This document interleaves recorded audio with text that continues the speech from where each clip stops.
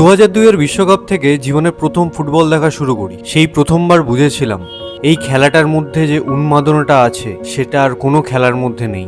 90 minute যেন একটা thriller cinema. মাঠে 22 জন প্লেয়ার, তার মধ্যে কারোর খেলা আপনার পছন্দ, কারোর নয়। কোনো টিম একত্রিতভাবে ভালো খেলে, কোনো টিম খেলে না। কোনো টিমের স্ট্রাইকার ভালো, কোনো টিমের ডিফেন্স ভালো, কোনো টিমের গোলকিপার অনবদ্য। সব মিলেমিশে একটা অসাধারণ খেলা। সেই সময় আমার বয়স ছিল মাত্র 7 বছর। তখনও বুঝে উঠতে পারিনি যে খেলাটা আমার ভালো লাগছে আসলে কি কারণে। তারপর আসে 2006 বিশ্বকাপ। তখন আমার বয়স 11। একটু হলেও বোধ বুদ্ধি বেড়েছে, বুঝতে শিখেছি, আরো 4 বছর খেলা দেখেছি। সেইবারের বিশ্বকাপে আর্জেন্টিনার হয়ে মাঠে নামে 19 বছর বয়সী একটি বাচ্চা ছেলে, যার নাম লিওনেল মেসি। তেমন একটা লম্বা চওড়া নয়, দারুণ ফিজিক্যাল স্ট্রেংথ তাও নয়, খুব জোরে দৌড়ায় তাও নয়। অতদিন ধরে ভাবতাম হয়তো ফুটবলটা ফিজিক্যাল স্ট্রেংথেরই খেলা, গায়ের জোর দিয়েই খেলতে হয়। কিন্তু এই প্লেয়ারটাকে দেখে এক্সেপশনাল লাগলো। না আছে হাইট, না আছে ফিগার, কিন্তু পায়ের কাজ অসাধারণ। খুব ভালো পজিশন নেয় এবং খুব সুন্দর অ্যাকিউরেসির সঙ্গে গোলে শুট করে। অর্থাৎ বলা যায় ফিজিক্যালি না, উনি মেন্টালি ফুটবল খেলেন।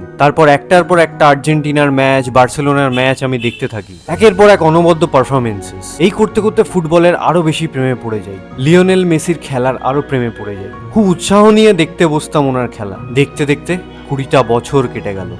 আমরা বড় হয়ে গেলাম। বয়স হলো মেসির।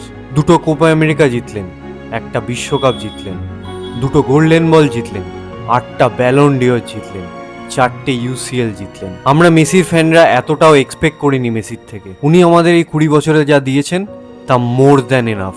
19শে জুলাই হয়তো উনি শেষবারের মতো বিশ্বকাপ খেললেন। হ্যাঁ, ওয়ার্ল্ড কাপটা জিততে পারেননি, কিন্তু এই টিম নিয়েও 39 বছর বয়সেও যেভাবে একা প্রায় টেনে গেলেন এই আর্জেন্টিনা টিমটাকে, ফাইনাল অবধি নিয়ে গেলেন, এর থেকে আনন্দের আমাদের কাছে আর কিছু হতে পারে না। এই 10 নম্বরে আর্জেন্টিনার জার্সিটা জানি না আর পড়তে পারবো কিনা, কিন্তু এই জার্সিটা আমি তুলে রেখে দেবো। এই 20 বছরের স্মৃতি আঁকড়ে ধরে থাকবো। আমি ধন্য, আমার জীবনে আমি মেসির খেলা উইটনেস করতে পেরেছি।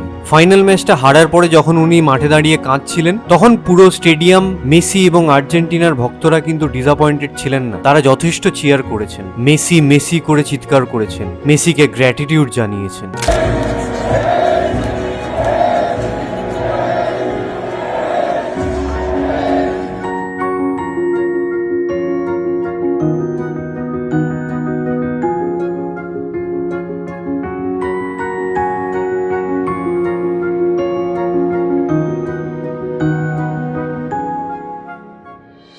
ওই মুহূর্তটা আমাদের প্রত্যেকটা মেসি ফ্যানদের জন্য প্রচন্ড ইমোশনাল মুহূর্ত ছিল। যেন জীবনের একটা বড় অধ্যায় শেষ হলো, আমরা সবাই বড় হয়ে গেলাম।